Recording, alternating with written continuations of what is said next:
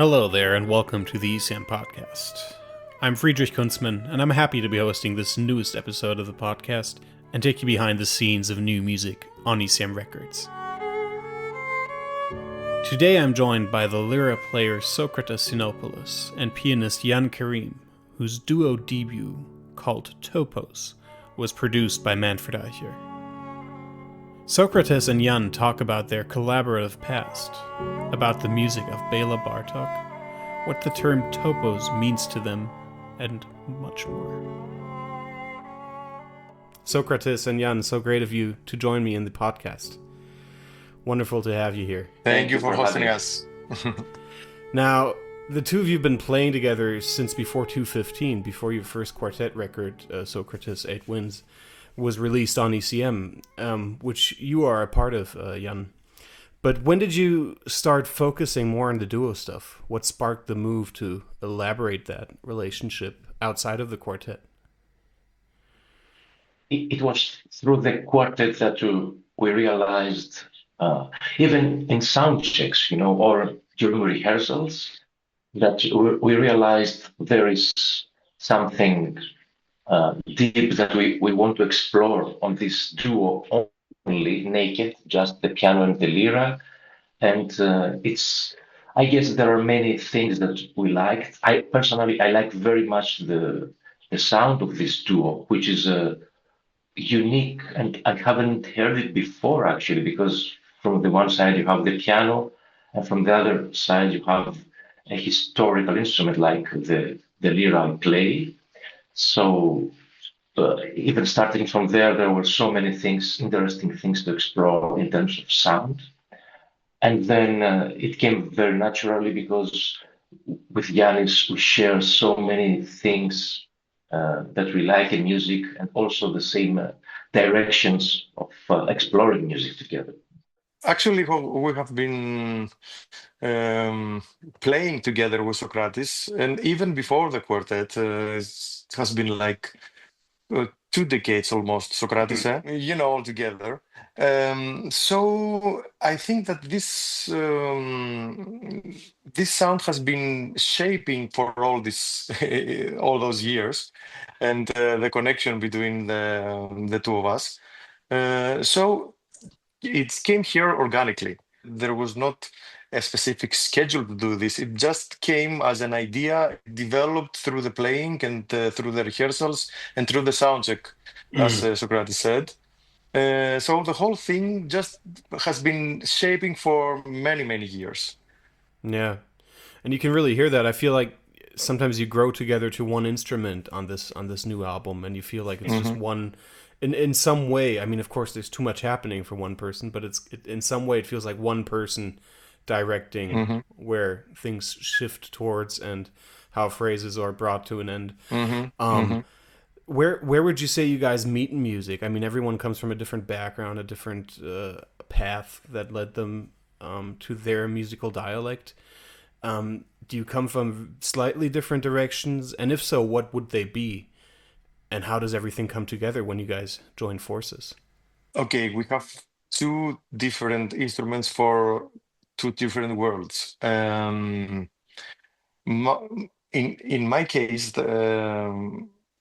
apart from the fact that I play the piano, I grew up in a small town which is called Yanina. It's in northwest of Greece, and the folk music, as in every village, is a very strong cultural element.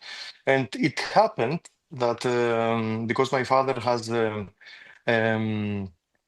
been preparing the sound and the lights for regional concerts and festives, let's say. When I was a little kid, I was always helping my father into this, festives. So I was very close to the traditional music in general, I would say, because there was also very many festives of also world music. Bands from other countries were visiting our hometown to play in the summer festivals. So I think that we have this kind of connection with Socrates, as even if I haven't studied or played traditional music and a traditional instrument that is connected with traditional music, I have been very much influenced by this experience. Mm. So there is a connection in the way I think that we grew up, let's say, in a more general aspect. I would add also, considering the place where we meet, the Topos actually. So musically, at the first glance, we look like a duo of West meets East, East meets West duo, which I don't like at all because it's not like that. We don't bring different words together. This meeting and this osmosis and this blend of things that we like in music has already been done individually first. So from different sides, but we have arrived at the same point.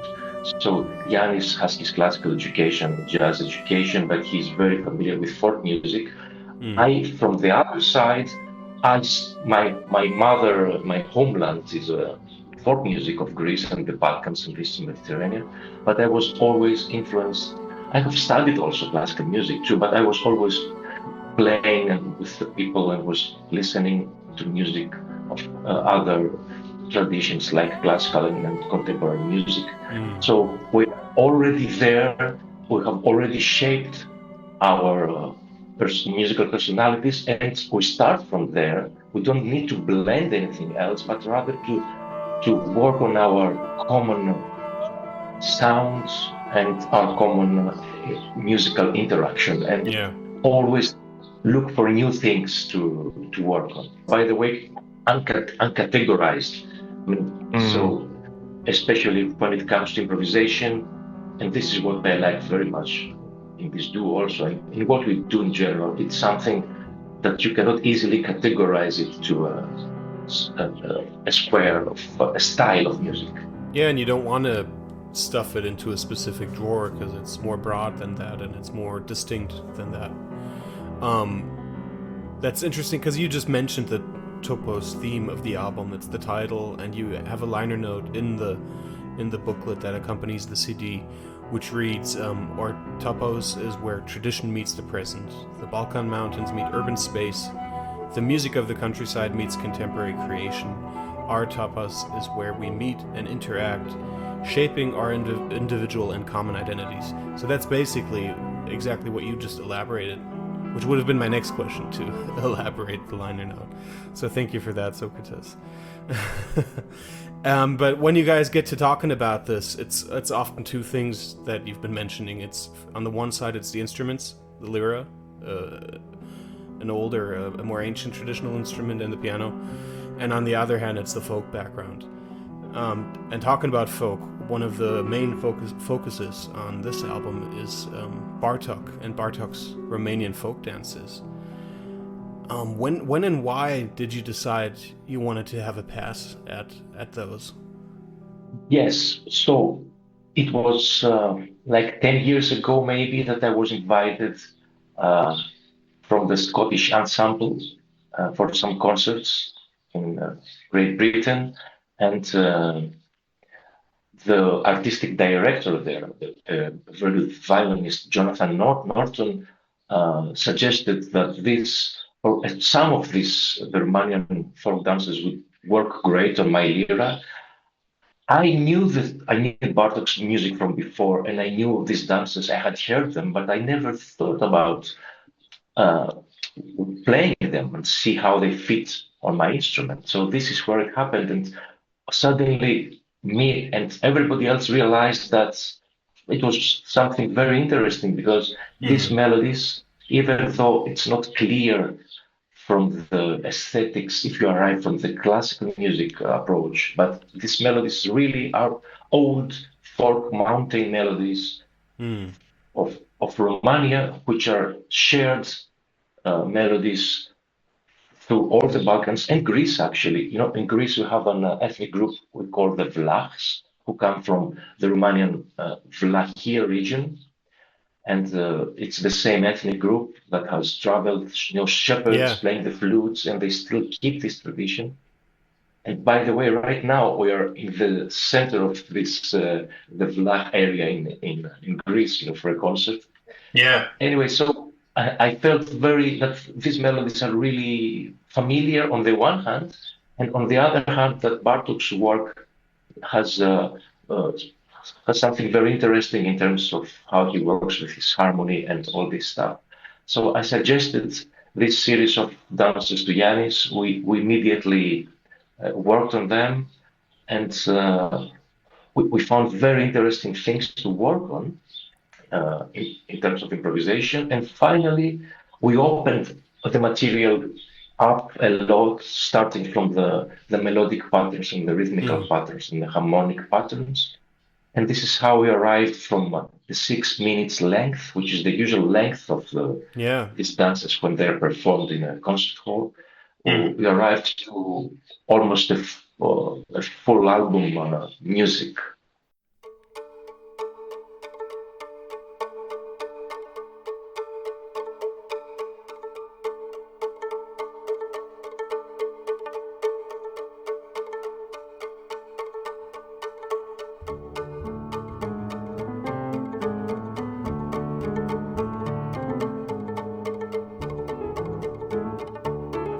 You have a couple of your own pieces spread out in there as well.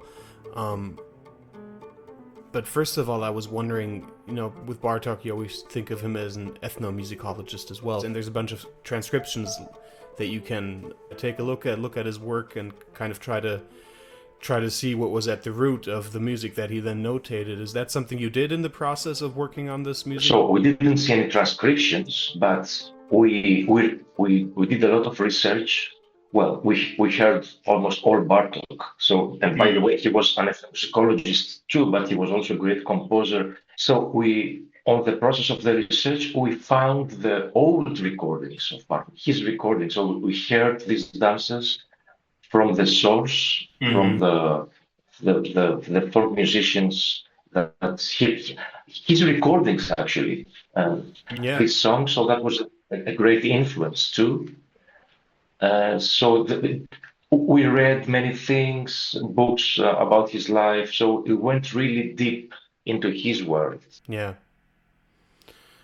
Which led you to also be inspired, I would assume, to write your own music, and that's what the remaining program is on this record, is music that you two came up with in the process of working on the Bartok music. Yes, that is correct. And actually, many things happened on the spot in the actual recording of the album. So, we approached, as Sokratis said, the whole piece as one piece, actually, which created a new world that we kind of entered into by playing and recording this specific work. And I would say that we tried, and actually that is what happened, to stay in one recording. Like we started the first dance and we ended by improvising and playing the dances to the last track, which created without stopping the recording. Yeah. So the process was not, let's record the first dance and then stop, see how it went, then record the second dance. We had the idea of recording this at once. A continuous recording, yes, which created an ambience, I would say, a world that we dived in. And after this, we continued to record the other pieces of the album. And the playing and the way we approached the next tracks was very much influenced by what had already happened before. So the takes we have in our songs are very much influenced by the specific recording and the takes we had from the previous take of the album in the studio. Yes, and we feel that connection of the two, let's say, sections, but at the end it's one thing. Yeah. Yes, and also through the process of working on Bartok, we created these our compositions that are part of the album Topos 2, and so they were already very much influenced by the Romanian dances, but during the recording they were again reshaped, and I think they even went closer Hmm. to the central idea, to the topos Yeah. of the album. Mhm. And of course, is the improvisation thing that happens on the spot, and as I guess it's clear that many things happened on this specific recording that were not scheduled or pre-organized. I mean, we had an idea of the sections and how the transitions would be made from one dance through to the other, but many things were born in this specific recording. Yeah. Which gives it a very, very distinct uniqueness. Yeah. Yeah. Back to the instruments for a question for Sokratis in specific. I mean, you play the lyra. You've played it on ECM in the wildest contexts. Actually, talking about Charles Lloyd or Eleni Karayandru. The lyra has qualities that are reminiscent of more traditional Western string instruments, if you think about it, but there's something extremely distinct about its sound and very unique. And I wonder, why did you... I'm sure you've talked about this in different conversations, but why did you initially choose this instrument? Or didn't you have any say at all originally? No, it was my choice when I was 14 years old, and that was right what you said. It was all about the sound, but I couldn't unconsciously at that time. I felt the connection with the sound of the instrument, which has, well, I would describe it as it carries its history also. It's an old instrument. It remains at this shape and this tuning for 1,000 years at least. It's a primitive instrument Mm. played with the nail of the left hand instead of pressing on the strings. And when people ask me, "Oh my God, this is really," look at me, they look at me and realize how strange it is. Sometimes I have been asked, "Why do you play this instrument?" So, and my response is, it's all about the sound and the connection that such old instruments give you with the past, which gives you the strength, and the connection to see at the future too, and finally, find your balance in the present time. And on the other hand, all these instruments, old or newer, no matter how difficult they are, they all have so many things that unexplored because they were created to play specific traditions. Theoretically, on one string, you can do or anything, no matter how difficult it is. So, lyra is one of these instruments, like many other folk instruments of the world, that there are so many things you can do more and find your own style and voice, combining styles and musical traditions. Yeah. And I think one quality, I don't know if to me when I hear it and I hear the way that it glissandos into other notes, it kind of bends down, and there's a very lyrical quality about that you have to respond to, Yann. Does it? I would assume it's very different to accompany someone who's gonna, let's say, play repertoire that is similar to what you're playing on this program on the violin, Yes. than someone who's playing it on the lyra, and you have to respond very differently. Is there something specific that you would say that you do, that you observe in your own playing? Yeah, it's a very good question. As Socrates said, this instrument has some specific techniques and the way he approaches and he plays it, and the role of the piano next to instruments like the lyra, or even other instruments from the not classical Western world. Um, I feel that the pianist in specific has to do two things. First, respect that history. And, we have unlimited choices when we play our instrument, correct? we can play anything, but each time when we play with a friend, with another person, we need to kind of respect what he carries. And the lyra, for example, carries a whole culture. So Yeah. for the pianist at this situation, the pianist has the responsibility to try to understand as much as he can this culture, okay, and try to hunk it, try to Mm-hmm. circle it, and also try to not make his friend, his fellow musician, feel out of the world he has in his own mind, Mm-hmm. which technically it's quite easy to ruin it, by using, I don't know, maybe it's the wrong notes.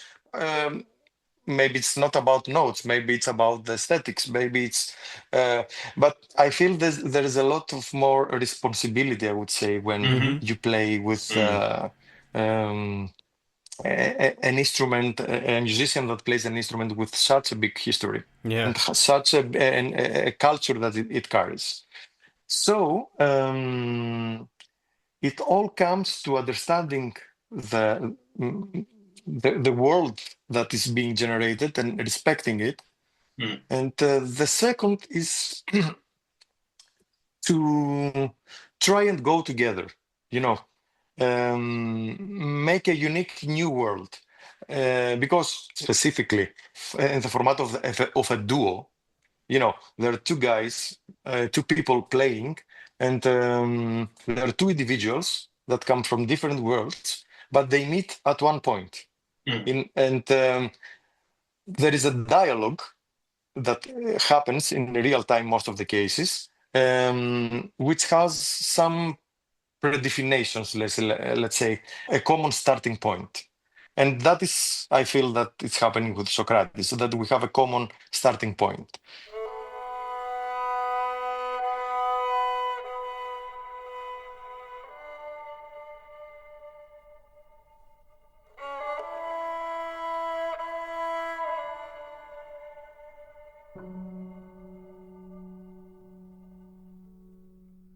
What Jan described is our topos. Topos is a Greek word, which is used, of course, in other languages too. But literally, it means a place, or for some people, a homeland. And there are many other meanings, but I would like to point out a specific thing, meaning which is very interesting for us. It's not about the place. It's not about the land and the forests and the houses, the things. Topos can be shaped only by humans, and it's the culture, it's the connection of people, it's their families, their friends. So it's all about humans and the connection of humans. This is the meaning of Topos.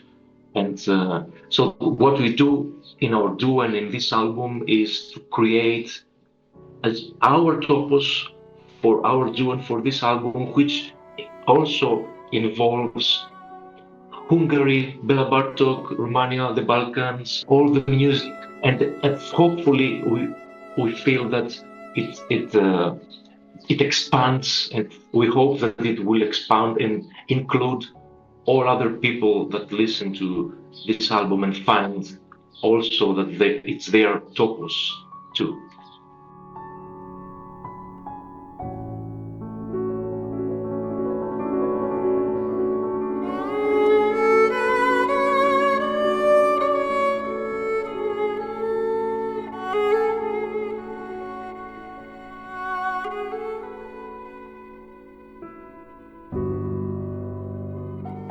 Maybe, Socrates, you agree with that. When we use the word topos, I mean, we are not using the word topos from something unknown. We are using the word topos from something that we kind of know what it is. Topos is what it has a very positive, meaning, and is a location that we have been there before. We're not using the word topos from something totally unknown, For example, when you go to a trip, you cannot call the destination a topos. But when you have been somewhere before and you have created feelings for that place, uh, you make this topos.